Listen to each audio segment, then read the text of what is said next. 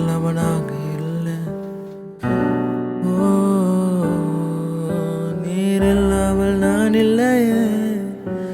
ஓ, எங்களோட அசைவாடுக உங்களுடைய பிரசனத்தை எங்க மேல் ஊற்றுனப்பா. உங்களுடைய ஆவியினால் எங்களை வழிநடத்து. உங்களுடைய வல்லமைகளை நிரப்பட்டும். பல கோடி வார்த்தைகள் நான் கேட்ட போதும் இயேசுவே நீர் பேசும் ஒரு வார்த்தை போதும். பல கோடி வார்த்தைகள் நான் கேட்ட போதும் இயேசுவே நீர் பேசும் ஒரு வார்த்தை போதும். ஓராயிரம் ஜீவன் உயிர் வாழுமே. ஓராயிரம் ஜீவன் உயிர் வாழுமே. உம் வார்த்தையிலே உண்டு அற்புதமே. உம் வார்த்தையிலே உண்டு அற்புதமே. நீரின்றி வாழ்வேது இறைவா. உம் நினைவின்றி மகிழ்வேது தேவா. நீரின்றி வாழ்வேது இறைவா. உம் நினைவின்றி மகிழ்வேது தேவா. உலகத்தில் 100 ஆண்டு நான் வாழ்ந்த போதும் உலகத்தில் 100 ஆண்டு நான் வாழ்ந்த போதும் உம் இல்லத்தில் வாழும் ஒரு நாளே போதும். உம் இல்லத்தில் வாழும் ஒரு நாளே போதும். உம் இல்லத்தில் வாழும்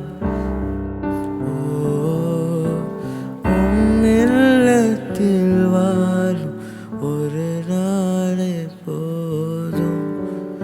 ஆமாண்டவரே, உங்க இல்லத்துல வாழ ஒரு நாள் போதும். நீர் ஒருவரை மகத்துவமுள்ள தேவன். ஆமாப்பா, நீர் பரிசுத்த தேவன். உமை உயர்த்துகிறேன்.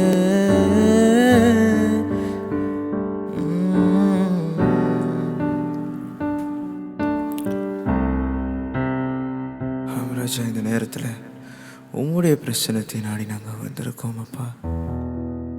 எங்களோடு நீங்கள் அசைவாட போகிறதுக்காக நாங்கள் ஜெபிக்கிறோம், ஒப்பு கொடுக்குறோம் ராஜனே. நாங்கள் இந்த நேரத்தில் எவ்வளவோ துக்கத்துலேயும் எவ்வளோ கஷ்டத்துலேயும் நாங்கள் இருக்கலாம். ஆனால் உம்முடைய பிரச்சனை நாடி வரும் பொழுது அப்பா நீர் எங்களோடு இருப்பீர் என்று விசுவாசிக்கிறோம். நீர் தேற்றுகிறீர், எங்களை வழி நடத்துகிறதற்காக நன்றி செலுத்துகிறோம்.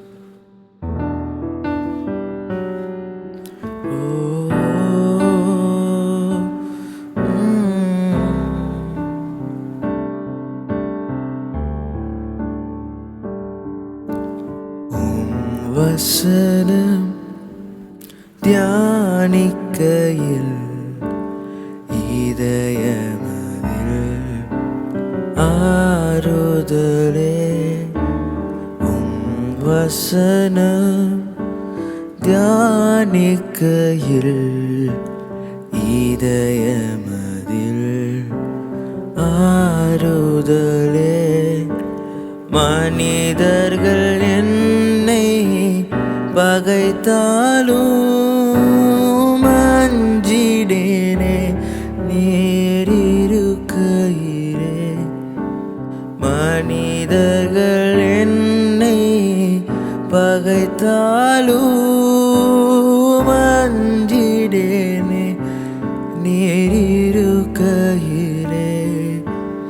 என் இயேசுவே என் ராஜனே நான் ஏங்குகிறேன் உம் சமூகத்திற்கே. என் இயேசுவே என் ராஜனே நான் ஏங்குகிறேன் உம் சமூகத்திற்கே. உம் பிரசன்னம் உம் பிரசன்னம் நாடி வந்தேன், கிருபையினால்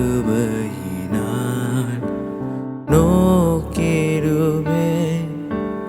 உம் பிரசன்னம் நாடி வந்தேன், கிருபையினால்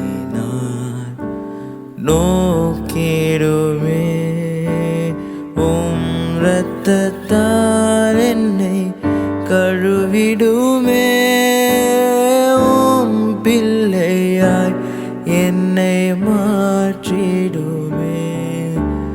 உம் இரத்தத்தால் என்னை கழுவிடுமே, உம் பிள்ளையாய் என்னை மாற்றிடுமே. என்னே சுவே என் ராஜனே, நான் ஏங்குகிறேன் உம் சமூகத்திற்கே. என்னே சுவே என் ராஜனே, நான் ஏங்குகிறேன் உம் சமூகத்திற்கே. நான் ஏங்குகிறேன் உம் சமூகத்திற்கே.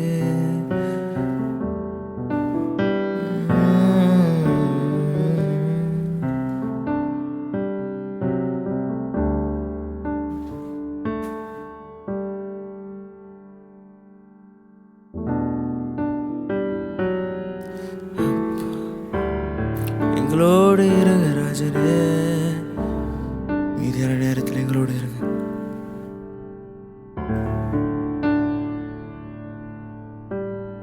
சமாதானத்தை பிள்ளைகளுக்கு கட்டளையிடுங்க. கேட்கிற ஒவ்வொருவர்களுக்கும் ஆண்டவரே பதிலை கொடுங்க. ஆசீர்வாதத்தின் மழை இந்த வருடத்தில் பொழிவதாக நாங்கள் ஜெபிக்கிறோம், ஒப்பு கொடுக்கிறோம்.